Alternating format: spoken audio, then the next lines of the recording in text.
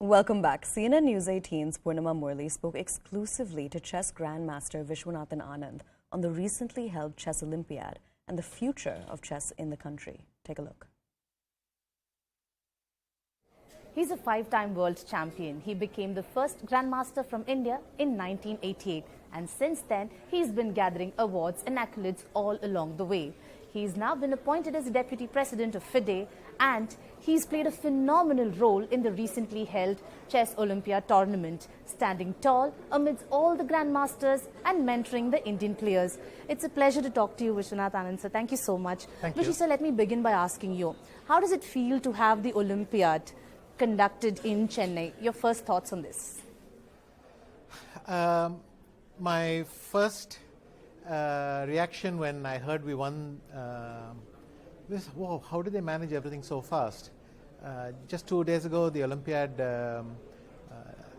didn't have a venue because of the war in Ukraine, and by the end of the month, they have prepared a bid.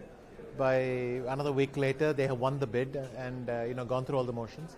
Then for a few months, it's this feeling of something great is going to come.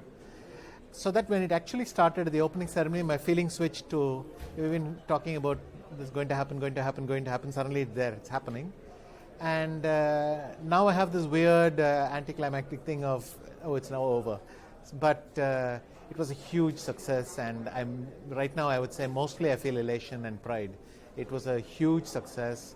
The organization was universally praised. So the Tamil Nadu government really carried it off. The central government executed everything very well with visas and all the facilities for the participants. The All India Chess Federation, basically, Mr. Bharat Singh and Mr. Sanjay Kapoor lived for a couple of months in Chennai organizing things, and with many ASF officials, volunteers. I mean, I only heard praise for the event, and you feel proud that we pulled off such an event, pulled it off in record time, and normally that would just be on top because our teams did very well. 2 medals. In fact, it could have very easily, even on the last day, been more. But 2 medals, 7 individual medal performances. I mean, it's just every single thing went well. Did you anticipate the warm reception that Chennai gave to chess? You know, it's the chess fever that we call it is everywhere to see. Did you expect this warm reception? Not at all on the scale. Again, I had nothing to compare it with, but I don't think I expected anything on this scale. I mean, having the whole city painted in black and white and Thambi everywhere, and I mean, they really built up things so that even people who are maybe not chess fans were enthusiastic and felt like, well, let's go and check it out at least.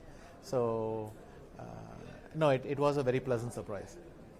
You know, Prime Minister Narendra Modi in his inaugural speech said that Tamil Nadu is the chess powerhouse.